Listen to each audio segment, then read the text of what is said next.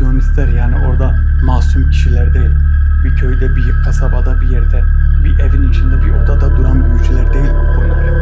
Kötü bir ilgimiz var yani.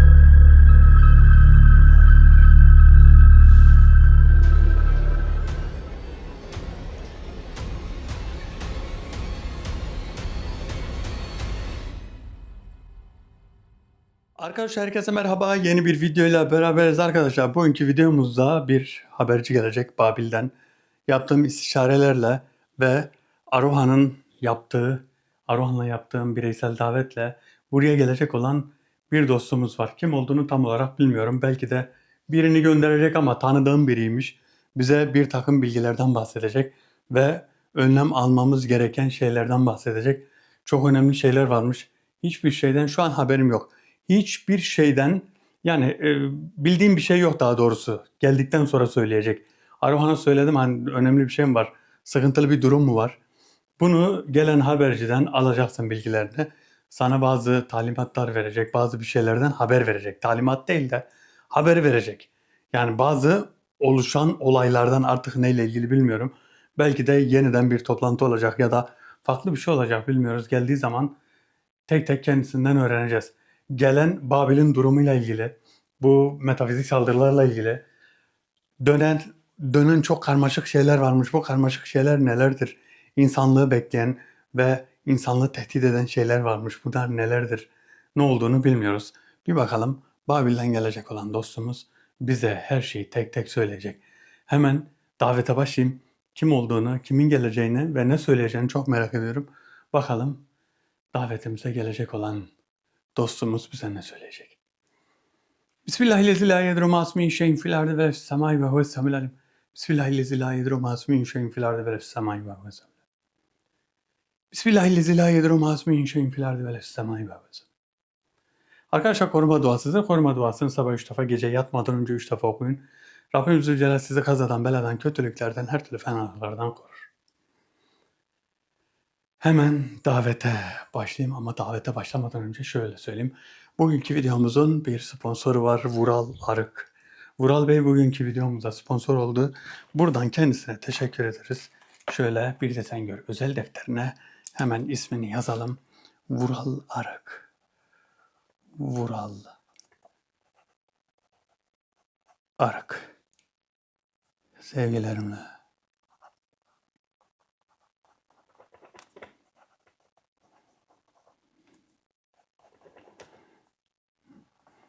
Vural Bey'e teşekkür ederim buradan. Burada da onun da bir sayfası var. Bir de sen gör özel defterine ismini yazdık. Buradan Vural Bey'e teşekkür ederim. Saygılar, selamlar sunarım. Rabbim işini gücünü rast getirsin. Her türlü kötülüklerden korusun. Rabbim cümlemizi korusun inşallah. Arkadaşlar, eğer ki bir de sen gör özel defterine isminizi yazdırmak isterseniz veya işte herhangi bir videomuza sponsor olmak isterseniz hakandemir.mefor@gmail.com'dan Hakan'a bir mail göndererek videolarımızın herhangi birine sponsor olabilirsiniz. Hemen davete başlıyorum ve Babil'in gelecek olan çöllerinden nasıl bir dostumuz gelecek hemen görelim. Davete başlıyorum.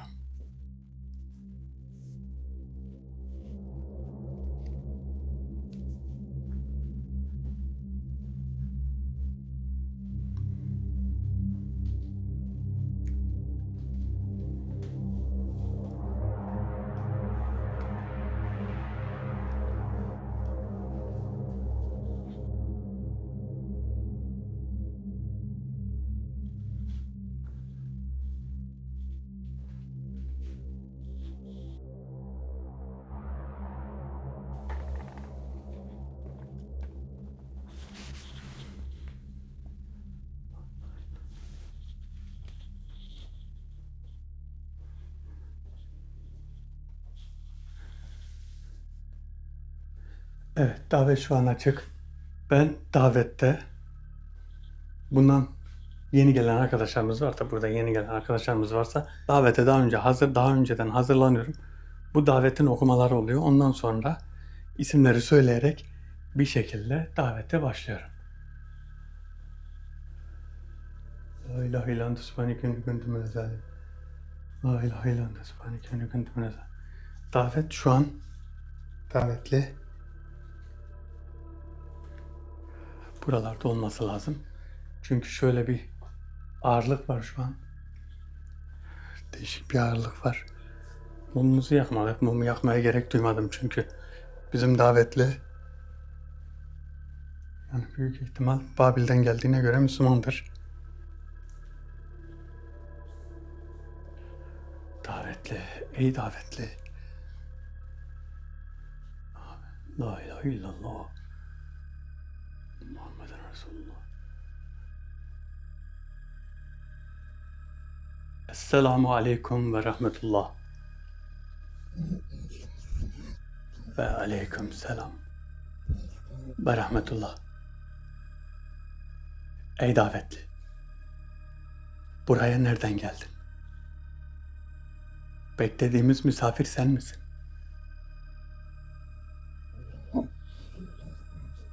Ben buraya Babil kralı Arohan'ın talimatıyla geldim. Sana buradan önemli bilgiler vereceğim. Birçok bilinmeyen ve bilmediğiniz şeylerden bahsedeceğim. Nelerden bahsedeceksin? Seni bekliyoruz, evet. Arohan'ın söylediği korkunç olan şeyler nedir? Bunu söylerken nereden başlayacağımı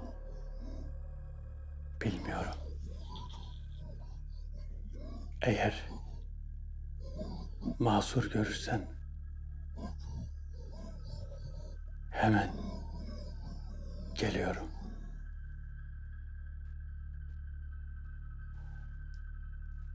Hemen geliyormuş. Ne oldu acaba? Şimdi beni biraz düşündürmeye başladı. Nereden başlayacağımı bilmiyorum diyor. Acaba kötü bir şey mi olacak? Ne olacak acaba? Gene kötü bir plan mı var?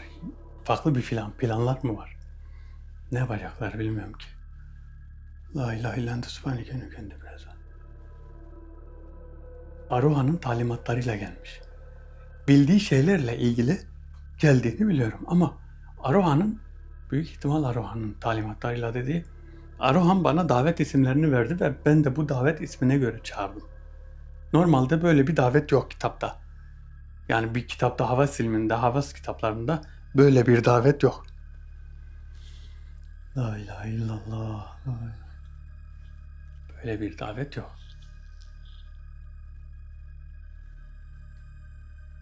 Demek öyle. Nereden başlayacağım bilmiyorum diyor. Ne oldu ya? Acaba metafizik alemde mi, bu alemde mi? Metafizik alemde olacağını zannetmiyorum da. Sanki burada bir şey var. Bizim yani insan aleminin arasında. Dünyada bir şey var, bir planlar var. Tabii getiriyorlar. Haber getiriyorlar bunlar. Ona göre bir şey olduğunu tahmin ediyorum.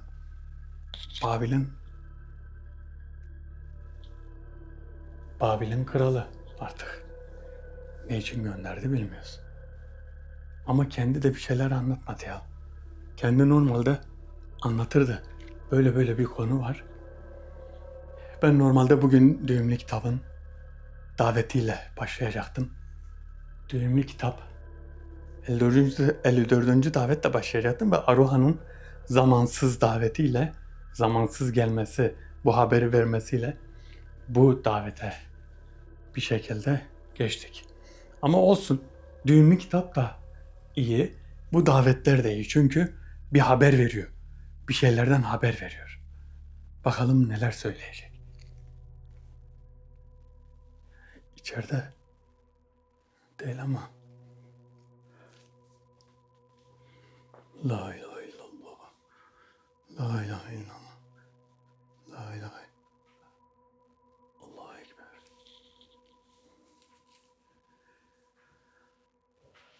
Evet, bizi korkuttun biraz. Bir şeylerden bahsedeceksin. İnşallah kötü bir durum yoktur. Nelerden bahsedeceksin? Son zamanlarda bazı büyücüler ve bazı güçler ortalığı kasıp kavuruyor. Buna kimse engel olmuyor. Senin yaptığın uğraşı görüyoruz. Aruha'nın bahsettiği çok önemli çalışmalarım var. Ama yeterli değil. İnsanlar bilinçli değil. İnsanların anlık olarak beyinlerini ele geçiriyorlar. Kimse farkında değil. Halsizlik, uyku hali, öfke hastalık haline gelmiş. Buna neden olanlar metafizik saldırıyla gönderdikleri şeytani güçler. La ilahe illallah. Kim gönderiyor bunları? Nereden gönderiyor? Bunlara ne şekilde engel olsunlar? Bize bir şeyler söylersen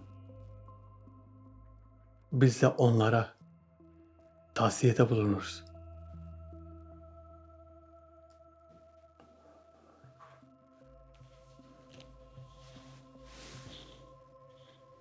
Acaba bakın ben şimdi metafizik saldırı diyorum ya. Kimse şeye almıyor yani dikkate almıyor. Kimse hani herkese normal geliyor. Aslında metafizik saldırı dediğim büyücüler dediğim Siyonistler yani orada masum kişiler değil. Bir köyde, bir kasabada, bir yerde, bir evin içinde, bir odada duran büyücüler değil bunlar. Bunlar bu işi paraya dökmüş. Bunlar localarda, çok büyük merkezlerde büyü yapanlar. Bu büyü ile güçlerini yetmediği yerlere yettirmeye çalışıyorlar. Son zamanlarda duyduğumuz kötü şeyler, son zamanda duyduğumuz bütün pislikler bunların altından kalkıyor. Bunların altından çıkıyor. Allah. Uyku hali bakın ne diyor? Uyku hali öfke. Uyku hali. Herkeste var mı acaba bu? Uyku hali. Eğer uyku hali varsa bir şekilde yorumlara yazın. Genelde bayanlar çok etkileniyor. Bakın bayanlar. Bu son zamanlarda erkekler de etkileniyor.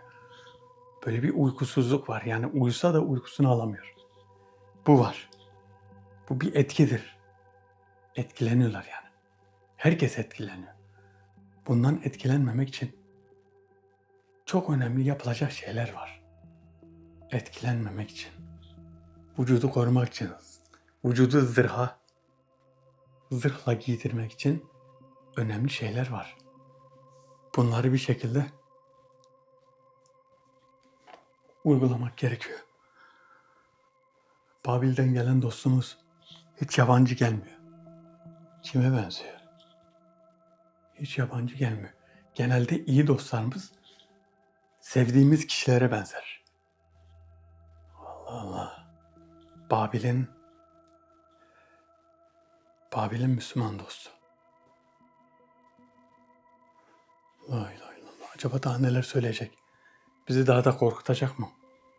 Nelerden bahsedecek? Planlar nedir? Kötü kötü planlar var. Bakın hep söylüyorum.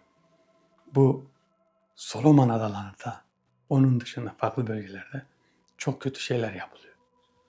Çok kötü şeyler yapılıyor. İnsanoğlunun aklının eremeyeceği şeyler yapılıyor. Bazı davetler bana öyle şeyler anlatıyor ki ekranda söyleyemeyeceğim şeyler. O kadar kötü şeylerden bahsediyorlar ki insanoğlunun bu kadar pisliği yapacağına hiç inanmıyorum. Bu kadar pislik bir arada olamaz. Bir insanoğlu bu kadar pisliği yapamaz. Ama yapıyor. Niye? Çünkü iblise tapmış kişiler bunlar her türlü pisliği yapar. Çünkü onların amacı insanoğlunu cehennemin dibine göndermek. Ki yapacaklar da, başarılı da olacaklar. Kafirleri gönderecekler. Kafir olmayanları da gönderecekler. Bazı Müslümanları da sonradan kafire çevirecekler. Adamların şöyle bir sözü var. Adamlar şöyle diyor. Bir tanesi yazmış, diyor ki, bir yere yazmışlar tabii, hani videoların altına değil. Kur'an-ı Kerim'i diyor anlayan diyor ateist oluyor diyor. Bakın, Kur'an-ı Kerim'i anlayan ateist oluyor diye bir şey var mı ya? Böyle bir sapık bir düşünce var mı ya? Kur'an-ı Kerim'i kim anlamış? Kimse anlayamamış ki. Biz %1'iyle diyoruz ki anladığımız kadarıyla. Anlatmaya kalkıyorsun, herkes bir yerden bir şeyler bulmaya çalışıyor. Yok namaz yoktu, yok niyaz yoktu, yok o gece yoktu, yok bu gece yoktu. Yok geçmişte bu yoktu, yok hadiste yok, yok Kur'an-ı Kerim'de yok. Her şey yok yok yok de, hayat, herkes, her şey, bütün ibadet o kişilerin istediği gibi olsun. Namaz olmasın, önemli geceler olmasın. İşte ne bileyim, Allah'ın lütfudur, önemli geceler olabilir. Yoktur, böyle bir şey yoktur. Kur'an-ı Kerim'de yazmıyor. Peygamber Efendimiz sallallahu aleyhi ve sellem insanoğluna öğrettiği abdest alma şeyleri, peygamberlerden gelme ibadetler var. Hadis-i şerifler var. La ilahe illallah. Bir gün şu inançsızlık yüzünden kötü şeyleri yaşayacağız diye gerçekten korkuyorum yani. Adamların inançsızlığı, dinsizliği yüzünden çoğunluk gidecek gibi. Çoğunluk.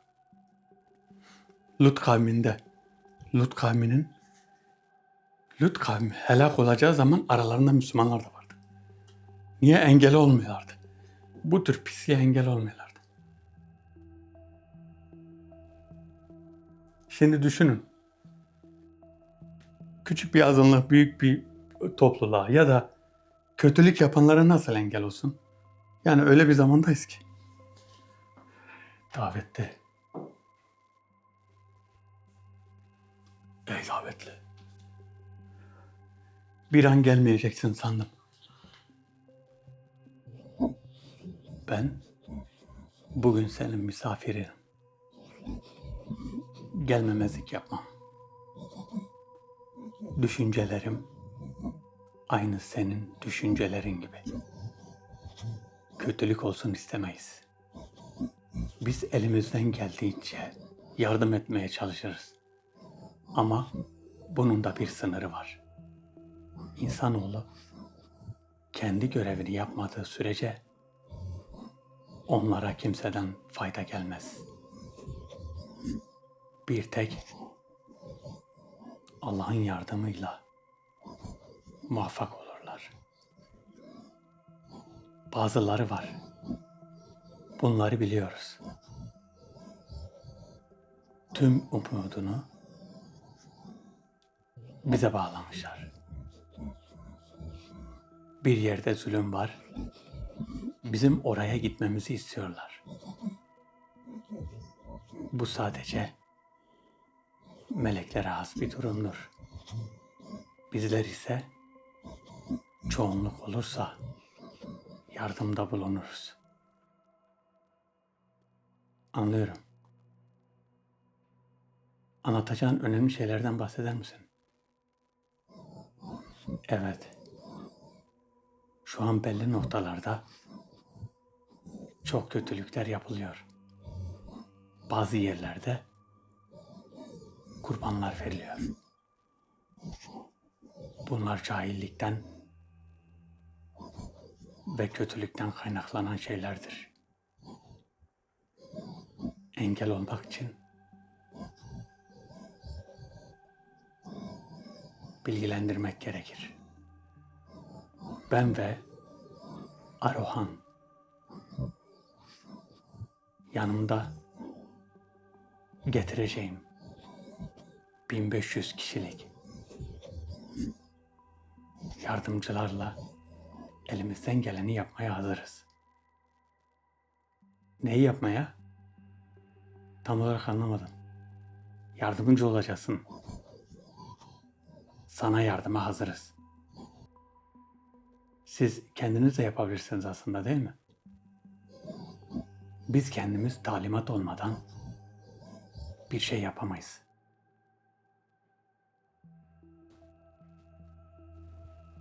Allahu Ekber.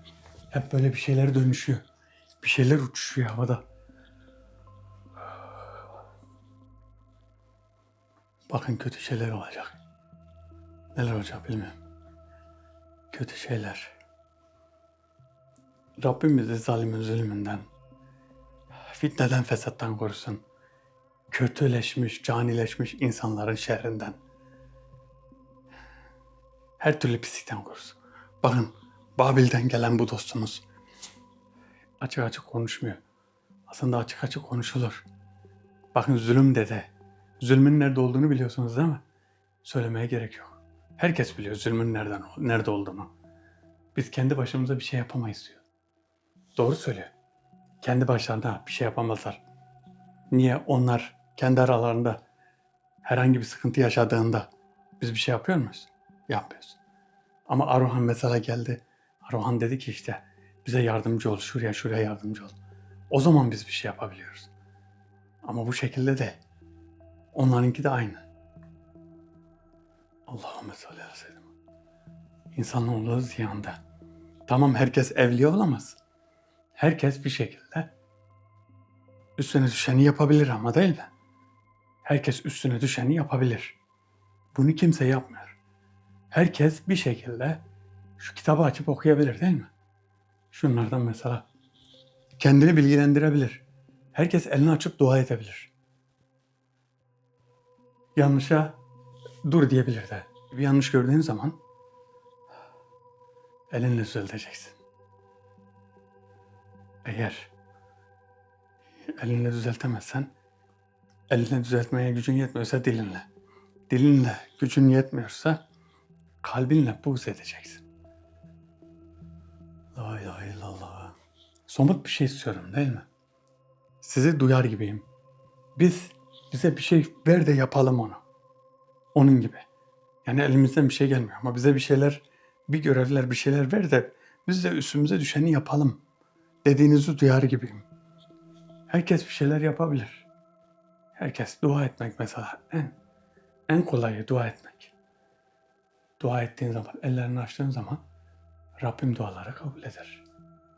Bu dua gönülden gelmeli. Gönülden. Kötülük yapmayarak. Bakar mısınız ya?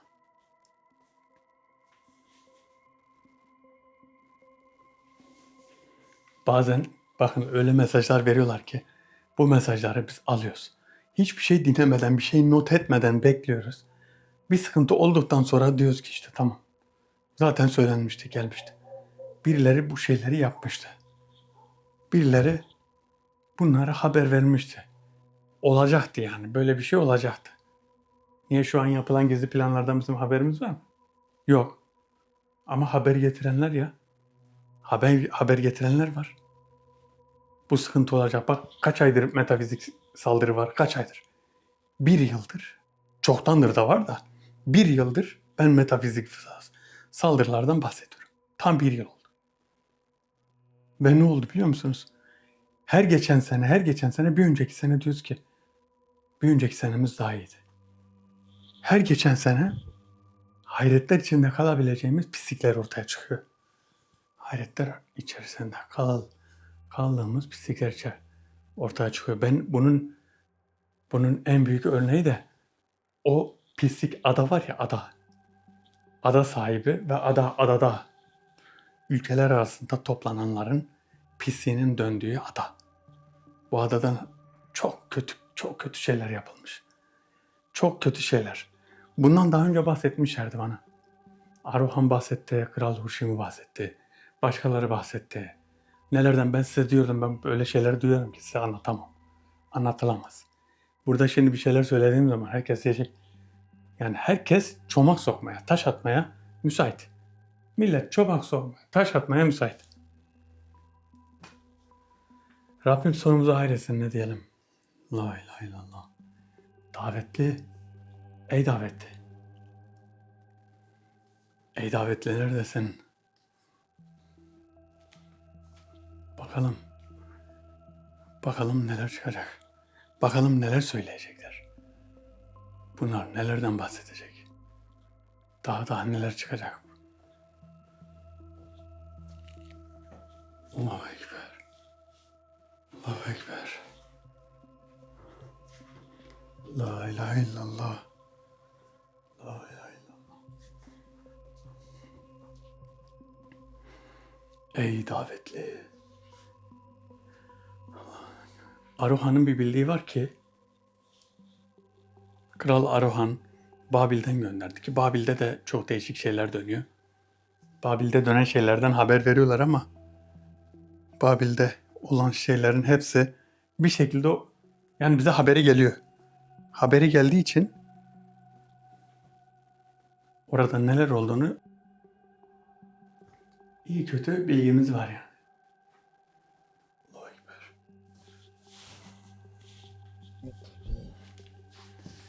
Biz dostlarımızla oturup sohbet ederiz.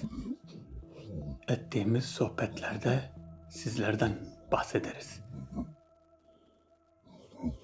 Eğer ziyan göz ile görülseydi hiçbiriniz uyumazdınız. O kadar kalleşler var ki arkadan iş çevirenler zannediyorlar ki kimse bizi görmüyor. Ama onları gören ilahi bir güç var. Asıl hesap ona verilecek. Bizler yaptığımız istişarelerde buraya gelip yardım teklifi etmeye çalıştık. Ama ne yazık ki kime haber gönderdiysek ya haberimizi hiç alamadılar ya da umursamadılar. Bir tek sen kabul ettin. Zindanda kalan dostlarımız var. Bunlar metafizik saldırıları yapanların zindanlarında. Eğer onlar kurtulursa size yapılan oyunlar da tek tek sona erecek. Çünkü engel olan arkadaşlarımız ve kardeşlerimiz şu an kilit altında. Bu kilitleri sen açabilirsin. Allahu Ekber.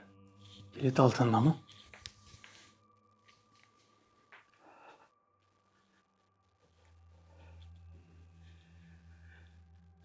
Dostlarımız kilit altında.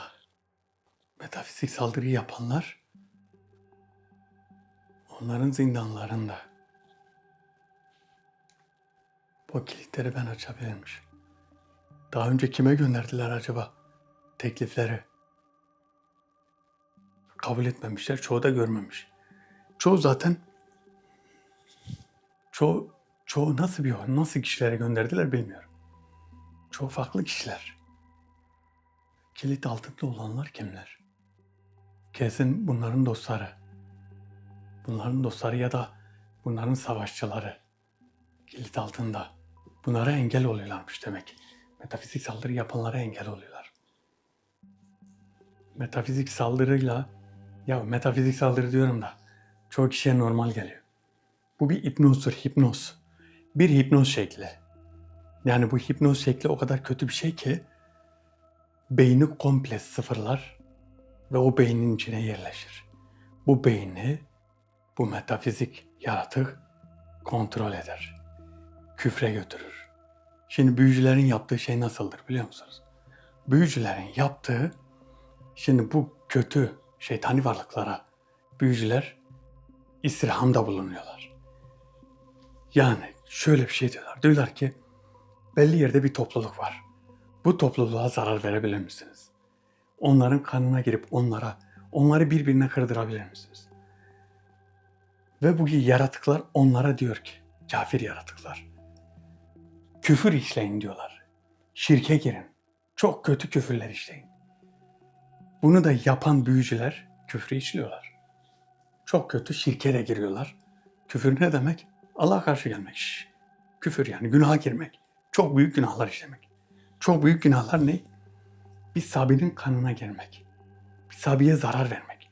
Aklına gelemeyecek her şeyi yapabilmek. Yani bir insanın aklına mesela şimdi burada anlatırsam o kadar kötü şeyler yapılıyor ki mesela onları teklif ediyorlar.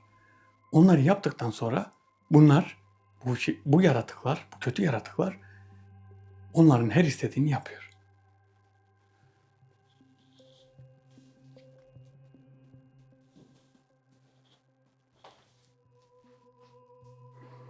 Çok önemli bir yerde, gizli bir dosyada. O kadar evranın olduğu yerde çok kötü şeyler yazıyordu. Bir gün bana bir dosya getirdiler. Bu metafizik yaratıklar bir dosya getirdi. Bu dosyada okuduğum şeyler kan dondurucuydu. Gerçekten çok kötü şeyler. Öyle kötü şeyler yazıyordu ki anlayamadım. Yani inanmak istemedim. İnanmak istemedim. Ve bu yazılar İngilizce ve Fransızcaydı. İngilizce ve Fransızca. Çok da eski değil. Çok da eski değil.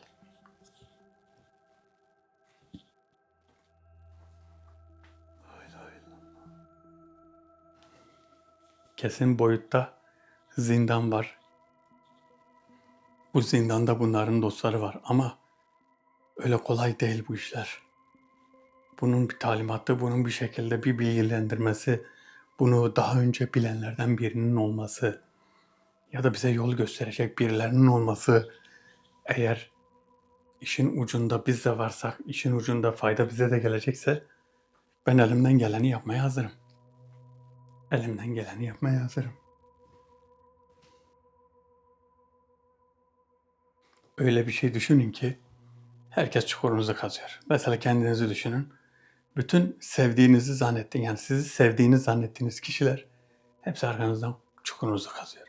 Ne kadar acı bir şey değil mi?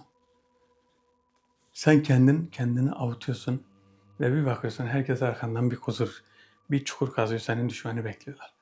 Ve sen bunları seviyorsun. Sen bunları sevdiğini, yani onların seni sevdiğini zannediyorsun.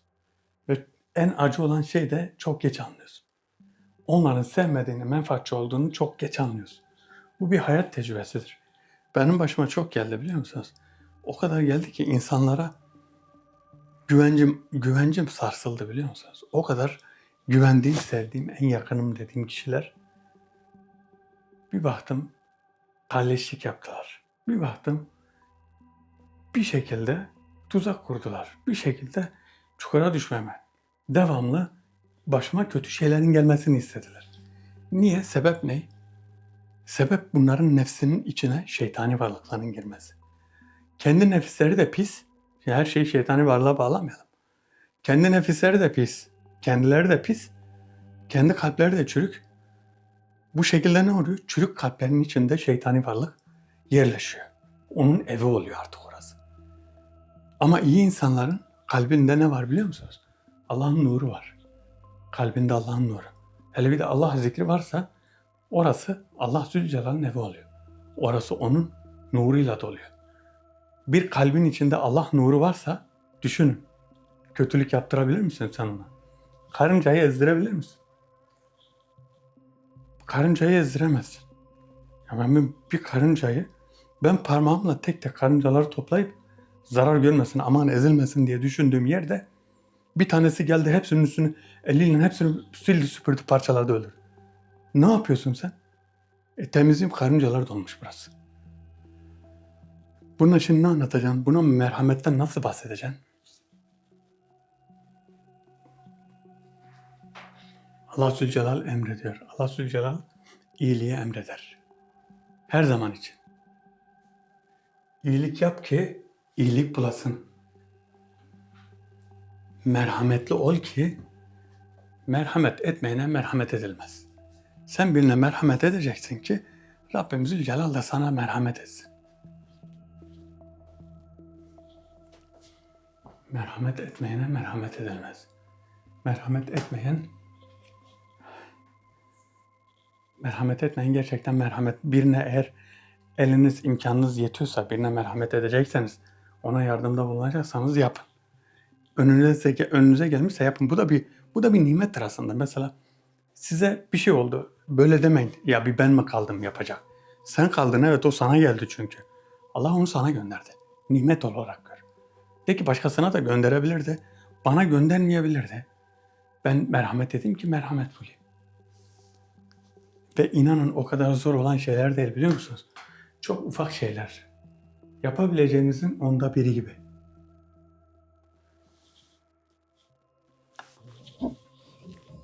Büyük meclisimiz toplandığında seni de aramızda görmek isteriz. Ya da senin sohbetlerinde bizler de olmak isteriz. Bu mümkün olursa bir cemaat şeklinde gelmeye hazırız. Anladım. Cemaat şeklinde dediğin sizin cemaatiniz kimler? Neredeler? Hepsi Babil'deler. Bizim cemaatimiz.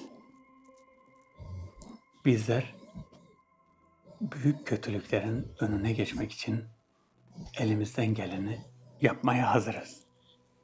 Sizlere bazı maddi imkanlar da verilse iyi olur. Bu imkanlar hazine veya maddi bir güç de olabilir. Ama bunu kabul etmeyeceğini biliyoruz.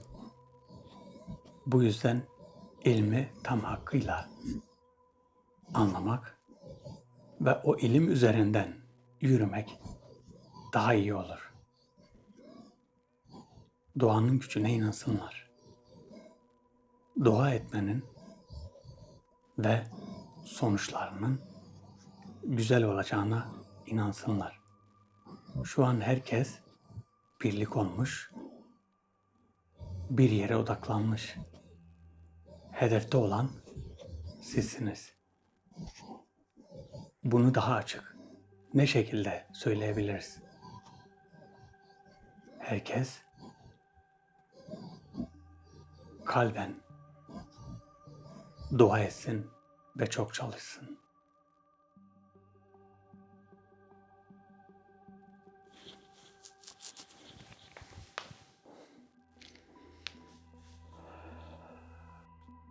Evet, bu yavaş yavaş beni düşündürdü ve biraz da korkutmaya başladı.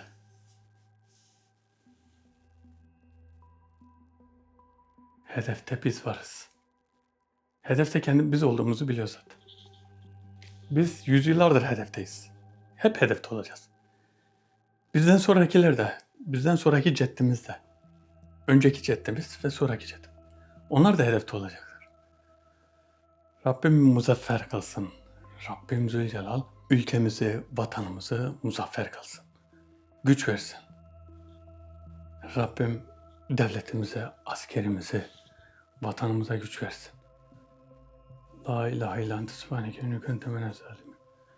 La ilahe illa ente subhaneke inni kuntu minez zalimin. Bakın, sohbet diyor. Bir video yapacağım. Bu video bunlarla sohbet olacak. Cemaati kuracağız. Yani şöyle olacak. Onlar da gelecek. Bir davet yapacağım. Burada hepsi olacak. Ben de olacağım. Ve bir sohbet edilecek. Bu sohbette kim bilir neler konuşulacak. Ben de bir şeyler anlatacağım. Onlar da bir şey anlatacak. Ama emin olun onların anlattıkları biraz daha ilginç olur.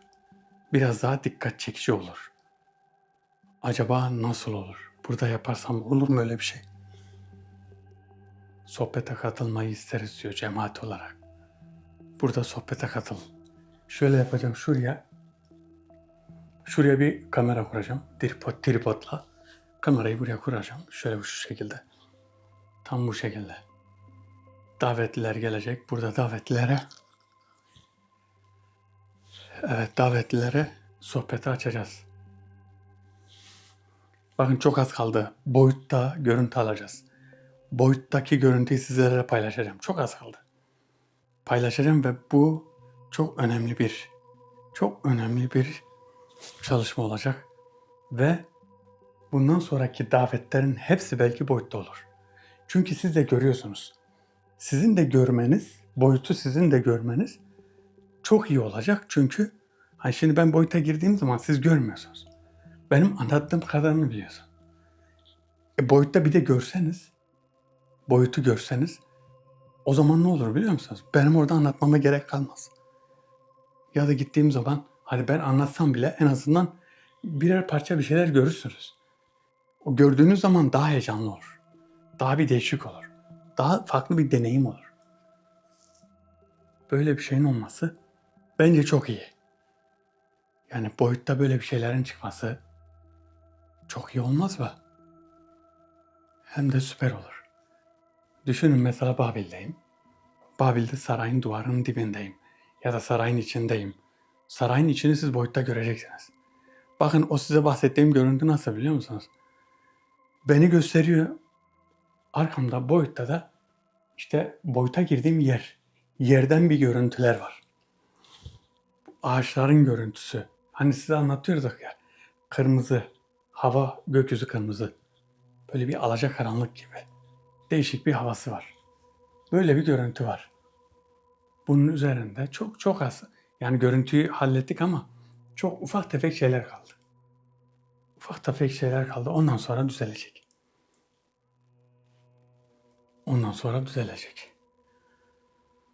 La ilahe illallah Muhammed Resulullah. La ilahe illallah. Nerede? Davetli nerede? Ey davetli. Ey davetli. Cemaatini topla gel. Ey davetli cemaatini topla gel. Cemaatini topla. Biz diyor cemaat olarak sohbete katılmak isteriz. Düşünün mesela onlardan kaç kişi? 7-8 kişi. Bir de kendisi belki de 10 kişi. Artık kaç kişi gelir bilmiyorum. 6 kişi de olur. Benle beraber burada oturup konuşup bir de şey olacak şimdi. Kamera burada sabit olacağı için aklıma her şey gelebilecek. Her şeyi konuşabileceğim. Hiçbir şekilde mesela o ancak ne olur boyutta olur.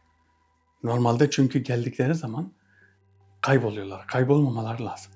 O cemaat sohbeti boyutta olur. Boyutta siz de görseniz, girdiğin boyutu görseniz o zaman çok iyi olur. Allahümme salli ala seyyidina. Geldi sanki arkadaşımız. Bizim Babil dostumuz geldi zannediyorum ama maalesef Babil dostumuz. La ilahe illallah. Ey davetli. Bahsedeceğin önemli şeyler vardı. Evet. Solomon adalarındaki gücün bir kısmı kırıldı. Şu an farklı yerlerdeler. Sizin bu topraklarda bile bu metafizik saldırıyı yapanlar var. Bunlar hainler. Bunlar kötü kişiler. Toplum olarak huzur kaçıranlar. Sadece onların yaptıklarıyla kötülük olmuyor elbette. Bir yerde kötülüğe yatkınlık varsa orası günah işlemeye müsaittir. Bahsettiğin toplantıyı, sohbeti yapmayı isteriz. Boyuttan bahsettin. Boyutta da olabilir. Boyutta olabilir evet. Nerede mesela toplantı yaparız ya da sohbetimizi nerede yaparız? Tabii ki Babil'de. Babil'e gelirsen sohbetimizde yaparız. Bilmediğim birçok şey var. Onlardan da bahsederiz. Bizim bildiğin gibi çevremiz çoktur. Her yerden haber alabiliriz. Kendilerini gizlemeye çalışan kişilerden ve yaptıkları şeylerden de haber alabiliriz. Çünkü onlar bizi görmüyor. Evet. Yani istihbarat alanında mı? İnsanoğlunun yaptığı şeyler. Tabii ki gizli olan her şey bir istihbarattır. Bunu seninle paylaşmaya hazırız. Eğer ki boyuta gelirsen dostlarımı orada toplayacağım. Merak ettiğiniz her şeyi söyleyeceğim. Benim ve arkadaşlarımın merak ettiği birçok şey var. Bunları size soracağız. Sorabilirim değil mi? Evet, sorabilirsin. Bildiklerimizi söyleriz. Bunu biliyorum. Her şeyi Allah Zülcelal bilir. Onun dışında başka hiçbir şey, başka hiç kimse her şeyi bilemez. Bizim sohbetimiz dostane olur. Bu benim için de, senin için de çok iyi olacak.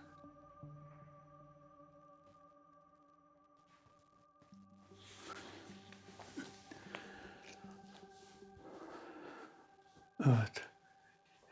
Çok güzel şeylerden bahsediyor. Düşünün, eğer bunların sohbetine gidersem, mesela çok önemli şeylerden bahsedersek, öyle bir şey yazacağım ki, yazacağım yani. Soruları yazacağım, ezberleyeceğim. Boyuta girdiğim zaman aklıma gelecek mi bilmiyorum. Ama o an aklıma gelmesi lazım. O an birilerinin sorması lazım.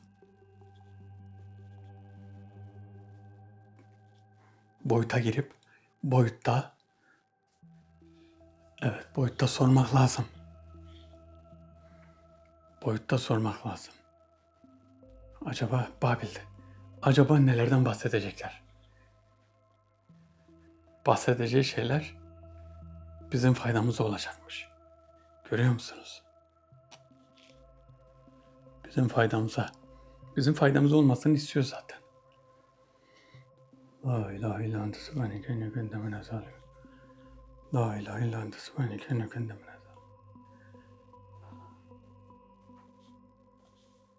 İnsanoğlu kadar acımasız, insanoğlu kadar zalim kişiler var mı be? Nedir bu metafizik saldırı nedir? Yok o nedir? Gerçek saldırı nedir? Ya ölüm var, ölüm. Bir şekilde ölüp toprağın altına gireceksin. Adamlar asırlık, 1000 yıl sonra sana plan yapıyorlar. Sen ölüp gittikten sonra 1000 yıl sonra yaptığın plan neye yarar ya? Ne olur ya? Hani kötü insanlar için söylüyorum. Mesela biz 1000 yıl sonrasına kendimizi savunmak için her şeyi yapmaya hazırız. İnsanoğlu zaten ölmeyecek gibi yaşaması lazım. Ama bir kötülük için 1000 yıl sonrasını kötülük için olmaz ya. Olmaz, yok. Şuna zulmedim, buna zulmedim, orayı alayım, burayı alayım, şurayı alayım. Ya yarın öldükten sonra toprağın altındasın. Bir insan öldüğü zaman kıyamet onun tepesine patlayacak. Yani bir insan öldüğü zaman kıyamet onun başına kopacak. Ne olacak toprağın altında? Keşke yapmasaydım. Diyecek ki ey Rabbim beni tekrar gönder de hatalarımı düzelteyim. Ama o zaman kalmış mı? Yok. Ey Rabbim beni tekrar gönder de sana secde edeyim. Ey Rabbim beni bir saatliğine gönder de sana secde edeyim. Yok, öyle bir fırsat yok artık, öyle bir zaman yok. Geçti yani. Öyle bir zaman yok. Ey Rabbim bize fırsat ver de işte kalkalım seni tesbih edelim. Öyle bir zaman yok. Ama şu an zaman var. Şu an bakın, şu an hepimizde Allah'a çok şükür zaman var. Yapın işte. Tesbih et, secde et, her şeyi yap. Fırsat varken yap. Fırsat elden gittikten sonra toprağın altında hiçbir şey yapılmayacak artık.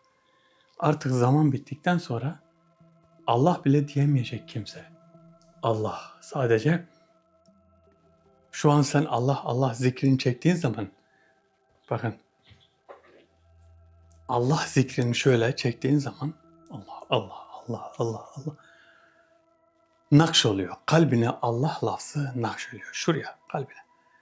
Allah lafzı nakış olduğu için hem fazileti var, hem çok büyük sevabı var, hem Allah lafzını kalbine nakşetmekle bütün pisliği, nefsini öldürüyorsun. Ve dereceni arttırıyorsun. Derece dediğim takva yani. İnsanların üzerinde hiçbir üstünlük yoktur. Sadece takva vardır. Bir insan takvalıysa o insanın üstünlüğü sadece takvadadır. Bu da şey olarak değil. O çok namaz kılabiliyor, o şunu biliyor, o bunu biliyor değil. Takvayı da sadece Allah bilir. Çok namaz kılan bir insanla normal namaz kılan bir insanın takvaları aynı değildir. O çok kılanın ve çok değildir yani. Öyle bir şey var. Belki de şöyledir. İşte namazlarını kazaya bırakan, ara ara kılabilen, kılmaya çalışan kişi var. Bir tane bir yerde. Başka biri daha var. Ama o da her zaman o namaz üstüne namaz ekliyor. Ama belki de diğerinin takvası daha yüksektir. Diğerinin takvası ondan daha yüksektir. Çünkü samimiyet vardır. Bazen böyle şeyleri söylediğim zaman şey gibi oluyor. Hani sanki ben yani tövbe şöyle söyleyeyim. Haşa yani ben size buradan ders vermek işte size böyle bir şey olarak değil. Kendi bildiğimi sizinle paylaşıyorum. Hani size bir eğitim vermek gibi değil. Benim büyüklerim de izliyor. Benden bilgili olan insanlar da izliyor. Benden bilgililer de izliyor. Ama bana bu fırsat verildiyse ben de aklımdan geçenleri, bildiklerimi bir şekilde söylemek zorundayım. Söylüyorum. O yüzden hani beni ne bileyim laf söyleyecek kişiler varsa da şimdiden onu bilsinler de ona göre. Evet, davetlimiz La ilahe illallah subhaneke inni kuntu minez zalimin. La ilahe illallah subhaneke inni kuntu minez zalimin. Davetlimiz ey davetli seni bekliyoruz. Ey davetli. Davetli neredesin? Şu şeyi de şu boyut meselesi de çözüldükten sonra ben şu görüntüleri aldıktan sonra boyuttan görüntüleri aldıktan sonra devamlı videolarımız boyuttan gelecek. Yani burada şöyle söyleyeyim size boyuta girilerek yani her seferinde bir yere boyuta gireceğiz. Merak ettiğiniz yerler neresi? Babil'e gideceğiz. Ondan sonra Mezna'ya gideceğiz. Farklı yerlere gideceğiz. Solomon Adalarına gideceğiz. Çok değişik yerlere gideceğiz boyutta. Boyut bizim için yeni bir dönüm noktası gibi bir şey olacak. Yeter ki görüntüyü alalım. Görüntüyü alabiliriz. O gün size bahsettim ya, termal kamera sıcaklığı nasıl görüyor. Boyut da öyle olacak. Boyut bir şekilde boyuta girdiğin zaman oradan kamera o enerjiyi görecek. Çünkü boyuta girdiğin zaman bir enerji açılıyor. Yani ortalığa bir enerji, bir moleküllerle ilgili bir enerji ortaya çıkıyor. Nasıl ki bu yaratıklar gelip gidiyor ya, onlar geldiğinde bir enerji açığa çıkıyor. Onu da şöyle düşünün mesela. Boyutta da bir görüntü çıkıyor. La ilahe illa ente subhaneke inni kuntu minez zalimin. La ilahe illa ente subhaneke inni kuntu minez zalimin. Allahümme salli ala seyyidina Muhammedin ve ala seyyidina Muhammed kema sallaita ala İbrahim ve ala ali İbrahim. Allahümme barik ala Muhammedin ve ala ali Muhammed kema barekte ala İbrahim ve ala ali İbrahim. La ilahe illa ente subhaneke inni kuntu minez zalimin.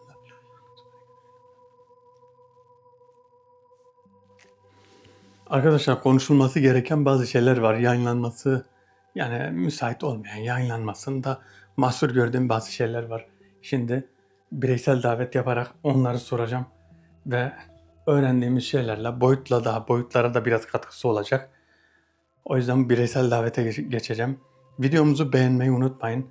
Eğer bildirim zili de kapalıysa bildirim zilini açın ki video attığımız zaman görsün. Çünkü çoğu bizim takip eden arkadaşlarımız video attığımızda haberi olmuyor. O yüzden bildirim de gitmiyor. Bildirim gitmediği için videoyu da görmüyorlar. Bildirim zilini açın ve videoyu da beğenmeyi unutmayın. Arkadaşlar herkes kendine iyi baksın. Allah'a emanet olun. Hoşçakalın.